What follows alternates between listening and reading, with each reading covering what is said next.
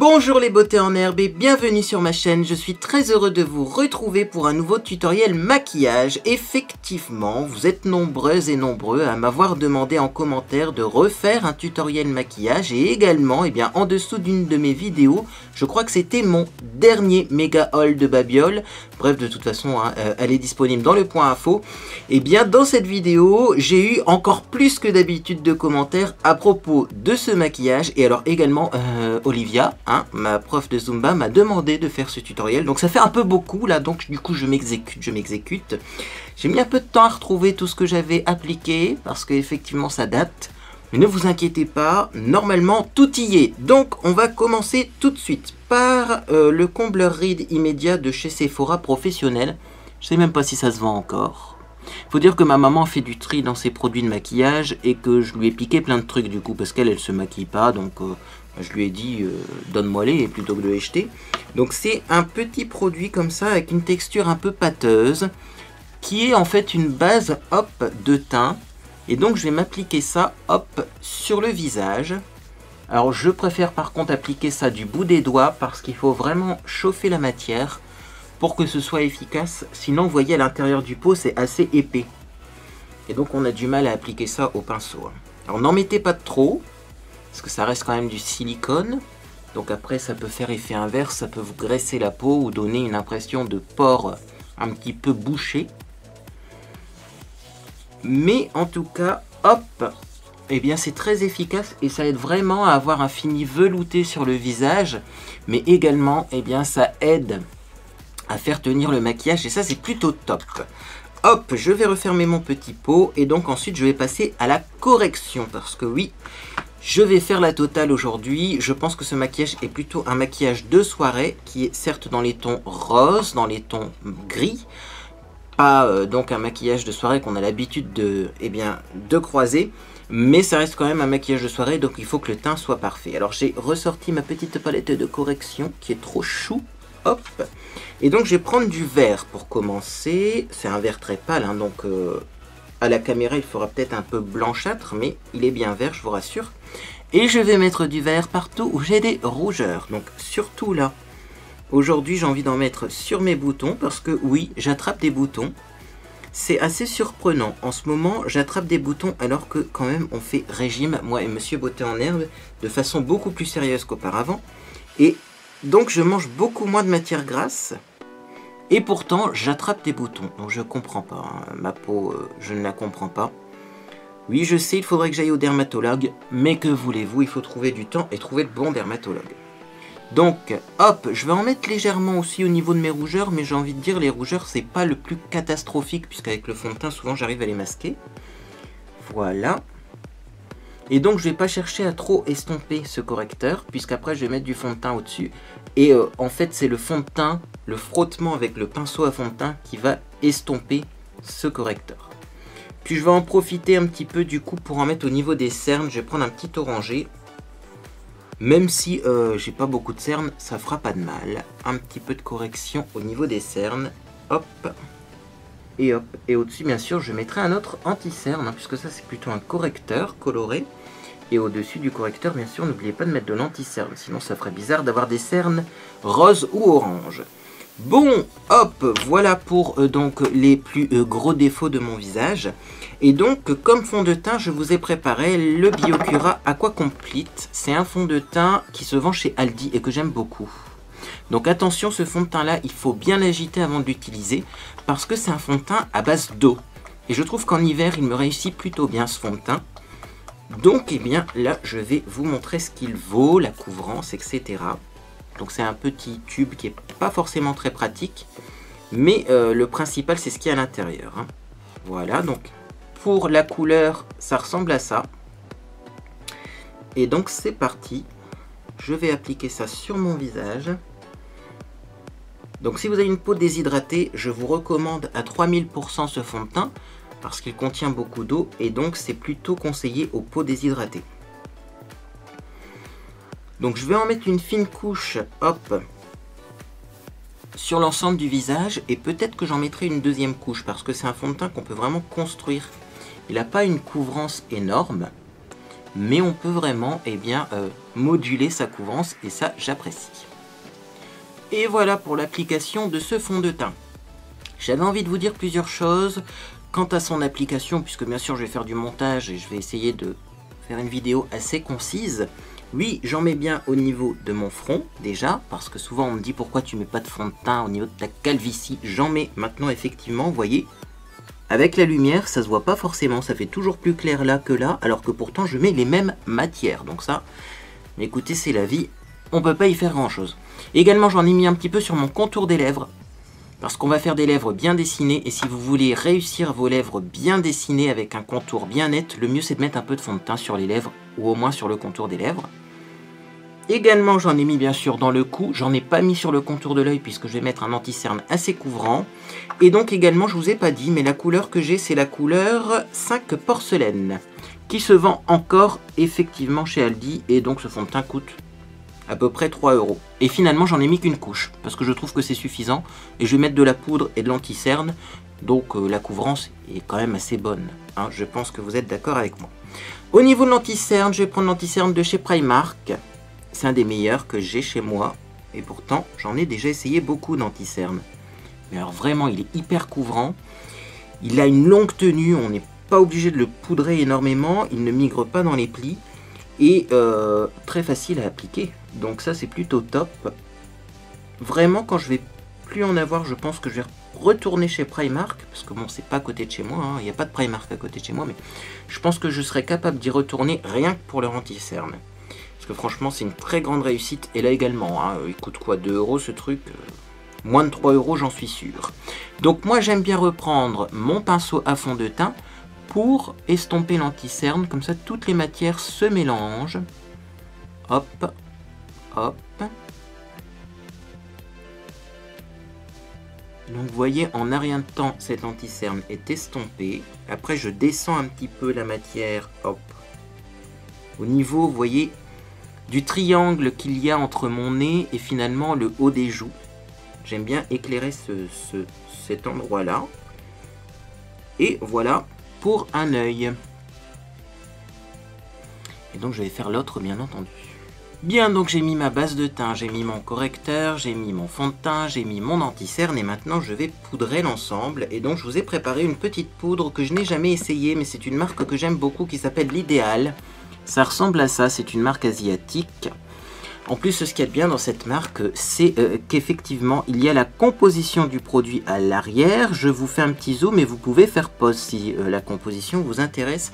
Et non, il n'y a pas d'urine dans cette poudre, hein. Il faut arrêter avec ces histoires-là.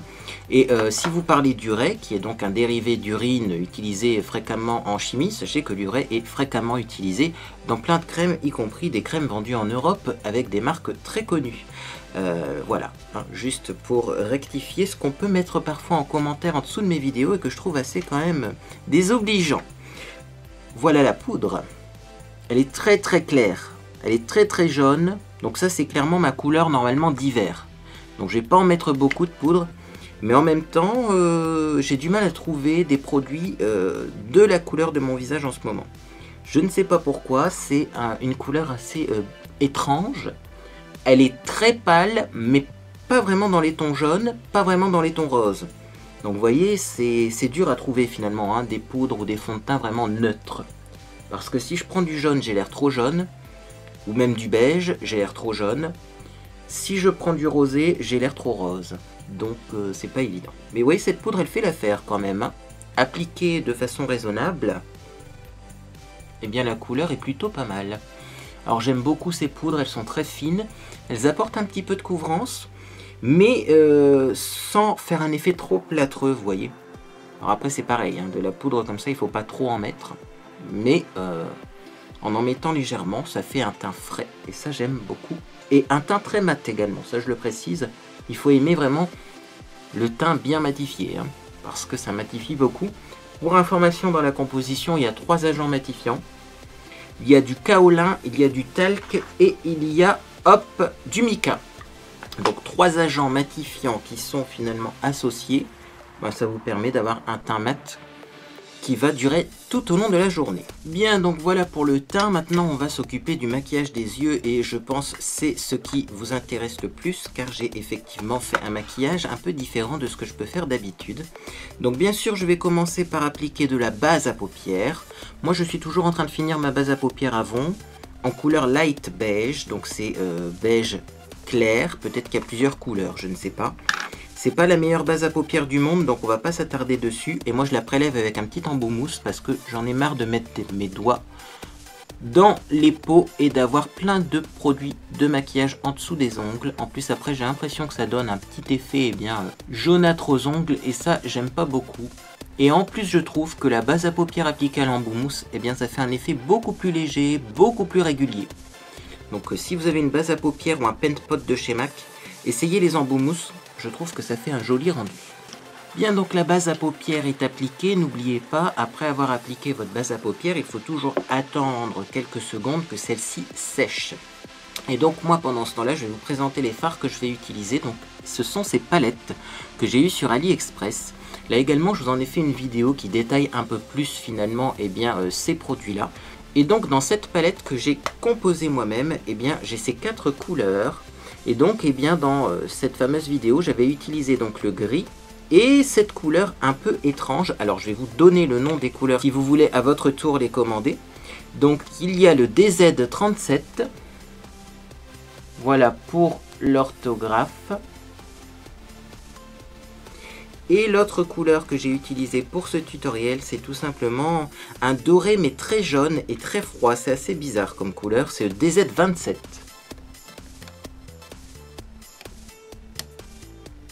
Voilà, donc vous voyez, cette couleur-là est vraiment une couleur assez étrange. Dites-moi si vous arrivez à nommer cette couleur. Laissez-moi un petit commentaire parce que on le voit là, dans la palette, il y a 3 dorés qui sont vraiment différents. On en a un qui est plus orangé, on a un doré finalement classique et on a celui-ci qui est presque jaune. Donc ça a peut-être un nom assez spécial, mais voilà, je ne suis pas expert en couleurs. Alors justement, on va commencer par cette couleur. Je vais prendre un petit pinceau plat comme celui-ci. Ça, c'est un pinceau plat qui se vend chez Babou. Il y en a également dans les magasins Jiffy. C'est le CPL P21. Voilà, le P21. Et donc, je vais prélever ce fameux doré un peu jaune. Voilà, on tapote bien pour les chutes parce que ce sont des fards pailletés en fait que j'utilise. Et les fards pailletés ont tendance à être très très très poudreux. Et donc, je vais mettre ça au coin interne de l'œil. Comme ceci. Et donc vous voyez, c'est un fard très très pigmenté. Là j'en ai presque pas pris et pourtant j'ai déjà une belle couvrance. Donc je poursuis. Et donc je vais recouvrir à peu près un tiers de ma paupière. Donc là également, si vous vous demandez pourquoi vous n'avez pas le même résultat que moi si vous reproduisez ce tutoriel, c'est vraiment le fard qui fait tout. Parce que là, si vous n'utilisez pas des fards de qualité équivalente et avec un effet métallisé comme ça, pailleté, vous n'aurez pas le même résultat forcément. Donc voilà, et donc vous voyez, je construis ça tout doucement parce que c'est très très pigmenté. Et donc le but c'est de ne pas faire de chute. Donc on tapote bien son pinceau et hop, mieux vaut mettre 3 couches en ayant bien tapoté son pinceau et finalement en y allant doucement plutôt que de commencer à y aller comme une brute, à avoir des chutes et le maquillage sera moins joli si on en met trop d'un coup. Voilà, donc bien sûr, après, ne vous inquiétez pas, il y aura de l'estompage, mais vous voyez, ça éclaire bien le coin interne de l'œil. Et donc, je vais faire la même chose de l'autre côté. Bien, donc j'ai appliqué le fard dans mon coin interne au-dessus de l'œil, et maintenant, je vais faire un petit rappel, finalement, le long de mon ras de cils en dessous de l'œil. Donc, je vais utiliser la tranche du pinceau. Ce pinceau-là est bien pour ça, parce que la tranche est très fine. Et donc, hop, là également, je vais en appliquer très légèrement pour faire finalement un effet lumière dans tout le coin interne. Et c'est ça qui rend également le maquillage joli. C'est d'avoir vraiment cette pointe de lumière au niveau du coin interne et ça donne tout de suite un œil réveillé. Vous voyez, on voit énormément la différence entre les deux yeux, alors que c'est juste le ras de cils inférieur que j'ai maquillé. Sinon, le reste, il n'y a aucune différence entre les deux yeux. Alors là également, on y va doucement, on tapote bien son pinceau pour pas faire tomber des chutes sur les cernes. Parce que malheureusement, bien, les chutes sur les cernes, ça fait pas joli. Là, j'ai appliqué donc mon fard clair donc au coin interne et également un petit peu sur le premier tiers hein, de la paupière. Si j'ai besoin d'estomper, surtout je ne le fais pas avec ce pinceau, on verra l'estompage à la fin. Hein. Donc ça c'est un conseil également que j'avais envie de vous donner, c'est voilà, l'estompage pour ce maquillage, c'est vraiment à la fin qu'on le gérera si il est nécessaire. Alors je vais reprendre un autre pinceau plat. Celui-ci c'est un pinceau plat de chez Essence, donc la marque Essence vous la trouvez dans les magasins Kruidvat. Également vous trouvez ça chez Auchan. Malheureusement, si j'arrive à le dire, c'est que ce pinceau, je pense qu'il n'existe plus. En tout cas, chez Auchan, je ne le trouve plus. C'est bien dommage parce qu'il est magnifique. Et donc, je vais prendre mon gris, qui est donc ici. Hop, là également, j'en prends sur mon pinceau. Je n'ai pas peur d'en prendre parce qu'il faut une certaine matière parce qu'on a quand même eh bien, presque toute la paupière à recouvrir avec. Mais l'important, c'est de bien tapoter pour ne pas avoir de chute. Et moi, vous voyez, je tapote au-dessus du fard, comme ça je récupère ce qui tombe. C'est une petite astuce pour que ce soit économique, parce que mine de rien, on en récupère quand même. Voilà. Et donc, eh bien, je vais appliquer ça. Donc, je commence là pour le coup par l'opposé, c'est-à-dire par le coin externe. Comme ça, je vais avoir plus d'intensité sur mon coin externe. Et donc là, vous voyez, je construis ce maquillage tout doucement, parce que c'est très très pigmenté. Donc il ne faudrait pas, par exemple, remonter trop haut. Si mon maquillage remonte trop haut, ce qui va se produire, c'est qu'après, je ne pourrai plus l'estomper, je ne pourrai plus rien faire, ou alors il faudrait démaquiller et recommencer, ce qui n'est pas le but. Donc vous voyez, je fais une forme comme ça, assez rectiligne. Donc je pars de mon coin externe vers la pointe du sourcil, et donc là je pars rectiligne, hein, dans ce sens-là, hein, un peu comme pour faire un angle. Et ensuite, là, je suis tout simplement, hop, la forme de mon sourcil. Donc pour cette ligne-là qui est horizontale, je suis la forme du sourcil. Pour le coin externe, eh bien, je fais une ligne droite entre mon coin externe d'œil et le bout du sourcil. Donc là, c'est assez graphique. Remarquez ce genre de maquillage graphique, j'aime bien également. C'est pas le cas pour tous les maquillages, mais avec des couleurs très neutres, on peut se permettre de faire quelque chose d'un peu plus graphique. Et ensuite, je vais bien colorer l'intérieur. C'est-à-dire que, bon, finalement, le contour du maquillage, s'il a un peu moins de matière, c'est pas grave parce qu'on va l'estomper. Par contre, vraiment, au niveau du milieu de la paupière, je vais vraiment eh bien, charger en pigment pour que ce soit bien pigmenté. Et là, je m'arrête aussi de façon rectiligne. J'estomperai les deux couleurs par la suite. Donc, voilà pour le premier œil. Et également, eh bien, hop, j'estomperai vraiment après, avec un pinceau propre, vraiment. N'essayez pas d'estomper en même temps, parce que là, on est tenté d'essayer de flouter avec le même pinceau qui a plein de matière à l'intérieur, et c'est comme ça qu'on se rate. Donc moi, je fais la même chose de l'autre côté, et je vous retrouve après pour s'occuper du ras de cils inférieur, parce que ce pinceau-là ne me permettra pas de faire mon ras de cils inférieur, donc eh bien, je vous montrerai un autre pinceau. Bien, donc voilà ce que l'on obtient après avoir maquillé les deux yeux. Donc c'est graphique, c'est assez violent, mais ne vous inquiétez pas, c'est normal. Je vais maintenant m'occuper de mon ras de cils inférieur. Donc pour faire cela, je vais prendre un tout petit pinceau biseauté, comme celui-ci. Ça c'est un pinceau de chez ELF, c'est le Small Angled Brush qui se vend encore. Donc ça c'est plutôt top. Et donc je vais prendre toujours mon fard gris. Alors attention parce qu'avec ces petits pinceaux biseautés, on a rapidement des chutes. Et quand on prélève d'ailleurs les fards pailletés avec des tout petits pinceaux, j'ai l'impression que bien souvent, eh bien, ça prend tout de suite une apparence très poudreuse. Donc, eh bien, on tapote bien son pinceau. Et donc, je vais dessiner mon ras de cils inférieur de façon assez légère, c'est-à-dire que je ne vais pas trop descendre, parce que le but justement de ce maquillage, c'est pas d'avoir un maquillage hyper chargé au niveau des yeux. Là, je fais une sorte de smoky, hein, avec un dégradé du plus clair au plus foncé, mais pas un smoky noir, vous voyez. Et c'est ça en fait la clé de ce maquillage, c'est que en utilisant du gris, on a un maquillage qui a l'air plus sophistiqué qu'en utilisant du noir. Parce que le noir, bah, ça plombe facilement l'œil. Alors que le gris, ben, ça permet de garder une certaine fraîcheur au niveau du regard, tout en ayant quand même un maquillage intense. Parce que là, je pense que vous l'avez compris, on fait un maquillage intense. Donc voilà, j'ai vraiment pas mis beaucoup de fard au ras de cils inférieur. Si besoin, après estompage, j'en reprendrai. Mais là, pour le moment, ça me semble suffisant. Donc je m'arrête au même niveau, hein, à peu près. De toute façon, vous allez voir qu'après, on va flouter tout ça. Et donc si c'est pas très symétrique, c'est pas grave, c'est au niveau de l'estompage que ça va se jouer. Donc je fais pareil de l'autre côté. Voilà. Alors, on va pas estomper tout de suite ce maquillage, parce que là si on l'estompe, on va avoir un peu de mal à se rendre compte du résultat final. Ce qui est important avant d'estomper, c'est de mettre du crayon dans sa muqueuse.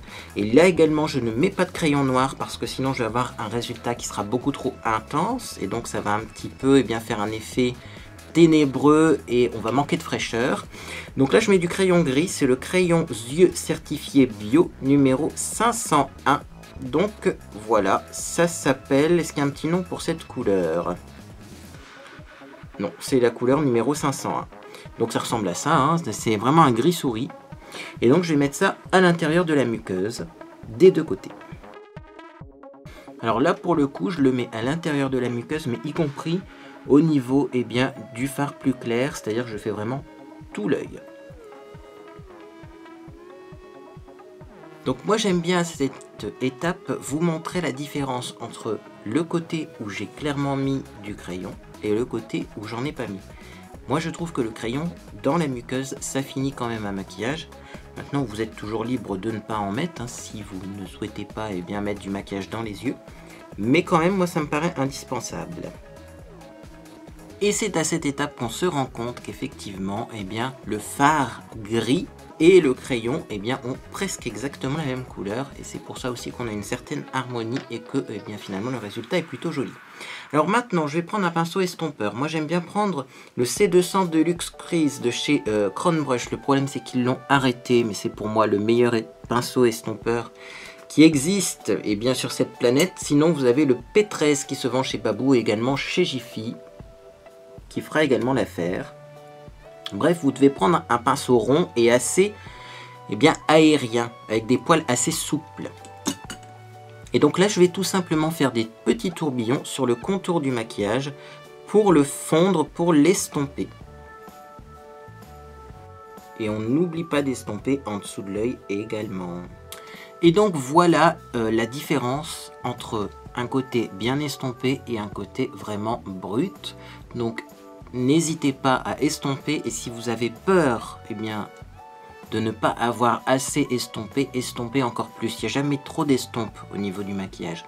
Et on voit quand même qu'il y a une grande différence entre les deux. Donc moi du coup je vais estomper également l'autre côté. Alors après avoir estompé son maquillage, il se peut que finalement le maquillage soit un peu trop étiré. Ça c'est normal, hein, puisque on a fait des mouvements assez amples pour pouvoir flouter les bords. Si ça se produit, c'est simple, vous reprenez votre pinceau à fond de teint et hop, vous l'utilisez comme une gomme pour un petit peu rafraîchir le coin externe où il peut y avoir un petit peu de couleur qui s'est trop étendue. Et ensuite, on remettra un petit soupçon de poudre à la fin du maquillage et ça sera ni vu ni connu. Bien, donc on n'a pas fini avec notre estompage puisque maintenant on va estomper tout simplement la démarcation qu'on a ici entre le fard plus clair et le fard plus foncé. Moi ce que j'ai fait la première fois où j'ai fait ce maquillage, j'ai choisi tout simplement de prendre le pinceau avec le fard gris foncé pour finalement atténuer un petit peu le côté trop clair du coin interne. Je préfère avoir un peu plus d'intensité, un peu plus de gris. Donc vous voyez, je balaye avec mon pinceau qui contient encore un peu de pigment gris foncé. Et voilà le résultat. Vous voyez, ça fait un maquillage encore plus fondu, un peu plus intense, puisque du coup on a un petit peu atténué la couleur claire qu'il y avait au coin interne. Mais voilà, ça permet d'avoir justement ce résultat sophistiqué qui n'est pas forcément visible au premier coup d'œil. Si jamais vous avez l'impression d'avoir un petit peu trop ramené de gris vers la couleur la plus claire, vous reprenez votre pinceau qui contient encore un peu de pigment clair et vous pouvez bien sûr remettre un petit peu de doré. C'est en jouant avec les deux pinceaux que l'on aura ce résultat bien fondu justement. C'est le moment des retouches. Et dans tout maquillage de soirée, il ne faut pas croire, on n'y arrive pas du premier coup, y compris les professionnels. Il y a toujours besoin de faire des retouches. Première retouche, moi j'ai des chutes de paillettes, donc je vais vous montrer l'astuce. Vous prenez, eh bien, tout simplement du sparadrap. Hop, celui-ci est plutôt bien adapté. Il y a différents types de sparadrap. Moi, c'est celui qui ressemble à du papier. Je trouve que c'est celui qui fonctionne le mieux. Et je vais donc le coller en dessous de mon œil, à l'endroit où j'ai des paillettes. Je vais tirer mon sparadrap. Et là, hop, les paillettes vont se retrouver collées sur celui-ci. Je ne sais pas si ça va se voir à la caméra, mais si ça se voit, vous voyez, toutes les petites paillettes se retrouvent collées au niveau du sparadrap. Mon astuce, si vous voulez encore enlever un peu de paillettes, vous changez de sparadrap. Parce que si vous réutilisez plusieurs fois le même, au bout d'un moment, ça ne fonctionne plus. Et après, vous allez avoir un peu de mal à les enlever, ces paillettes, parce qu'elles seront trop appuyées au niveau du visage. Donc, on change de sparadrap. Hop, hop, et hop. Et je rechange de sparadrap pour faire la même chose de l'autre côté. Alors, autre retouche que je vais devoir faire du coup, puisque j'ai quand même tiré mes paupières, utilisé un sparadrap sur le dessous de l'œil, etc. Je vais remettre un petit peu d'anti-cerne. Ce qui va me permettre également un petit peu, vous voyez, d'estomper mon coin externe ici qui est un peu grisé. Je fais pareil de l'autre côté. Voilà, un petit peu aussi au niveau de mon nez parce que j'ai des petites rougeurs ici et puis j'ai mis du sparadrap au niveau de mon nez également pour enlever les paillettes. Et là, eh bien, je peux prendre soit un pinceau propre, soit je reprends mon pinceau fond de teint, ça dépend. Si vous pensez que votre pinceau fond de teint contient un peu trop de pigment gris, parce que je vous ai dit que vous pouviez l'utiliser comme une gomme, changez de pinceau. Moi, je pense que ça devrait aller. Et donc je vais finir par un soupçon de poudre donc au niveau de mon anti-cerne pour le fixer et faire en sorte qu'il ne bouge plus tout au long de la soirée. Donc c'est parti, hop, je reprends mon pinceau poudre. Vous pouvez prendre là également un pinceau un peu plus petit si vous avez peur de mettre de la poudre sur votre joli maquillage. Hop, et très léger au niveau de la poudre parce qu'on en a déjà mis précédemment. Voilà! Donc le maquillage des yeux est bientôt terminé, on va juste s'occuper de ces cils et donc je vais mettre du mascara. Alors le mascara que j'utilise en ce moment, c'est un mascara qui vient de chez AliExpress, qui est toujours de la marque Henk Fang, et j'ai l'impression que cette marque là en tout cas fait des très bons mascaras. Alors ce qui est surprenant, c'est qu'il a exactement la même brosse que le mascara précédent que je vous ai déjà présenté sur ma chaîne, mais il n'a pas du tout la même texture, et en plus celui-ci j'ai l'impression qu'il est parfumé. Donc c'est assez surprenant de parfumer du mascara, parce que bon, je vois pas trop l'intérêt. Mais sachez-le, il est parfumé. Donc si vous êtes sensible des yeux, c'est peut-être pas celui-ci qui sera le mieux pour vous. Maintenant, j'aime beaucoup l'effet qu'il donne. Bon bah écoutez, je vais mettre mon mascara hors antenne, parce que sinon ça va durer des plombes. Et on se retrouve pour les sourcils. Bien, donc j'ai appliqué mon mascara, et l'un des gros avantages avec le maquillage gris, c'est tout simplement qu'on voit mes cils. Donc je vais vous faire un petit zoom, puisque le maquillage des yeux est bientôt terminé.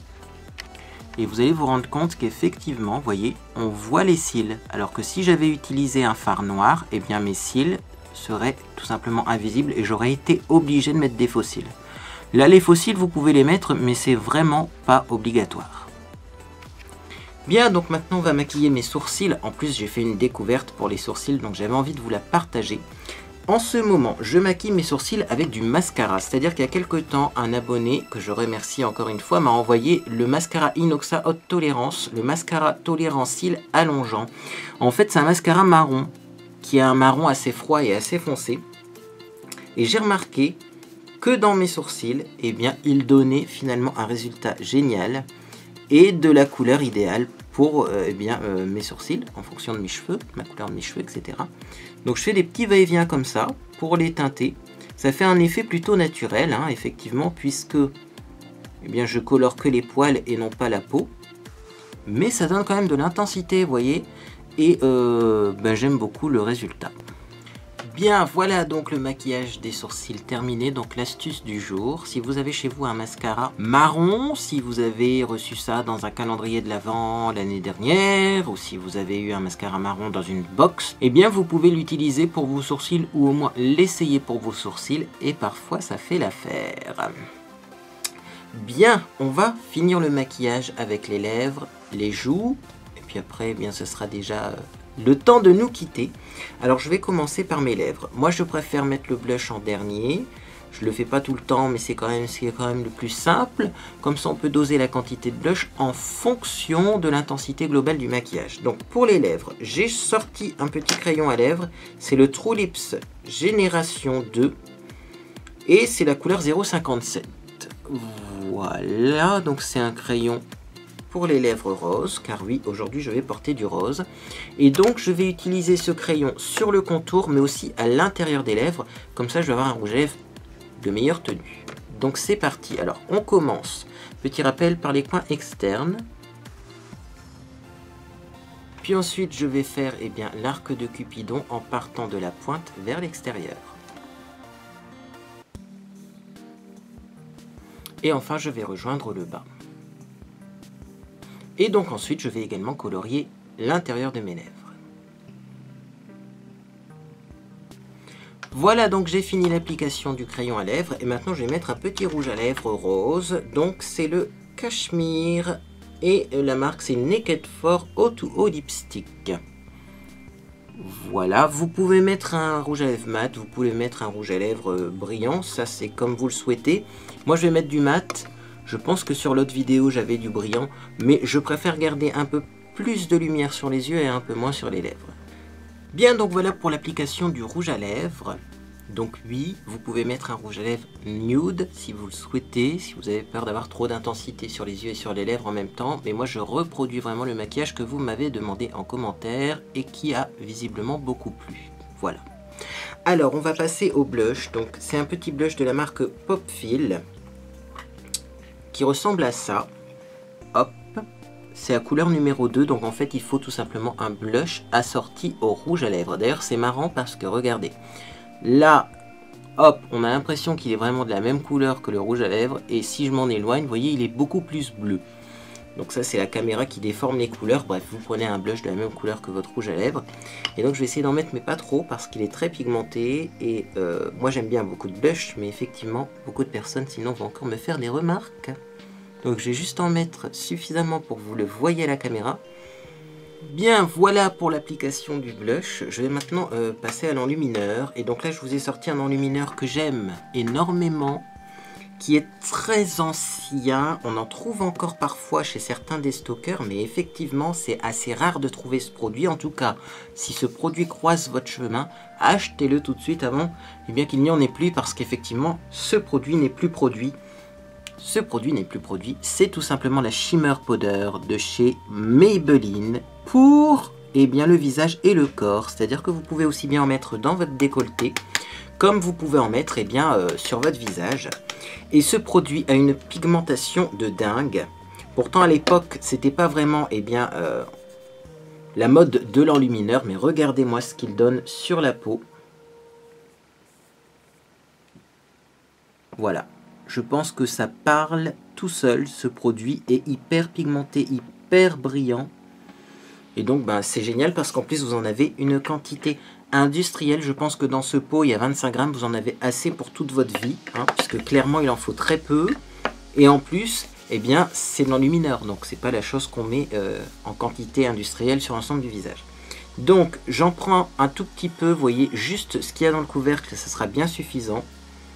C'est parti donc pour en mettre hop sur cette joue ici. Alors je vais en mettre un petit peu en forme de C. Donc voilà pour la première joue. Alors moi je mets beaucoup de lumière sur mes joues. J'aime ça. Vous faites comme vous voulez. Si vous voulez moins d'enlumineur, mettez-en moins. Et je vais poursuivre avec le deuxième côté.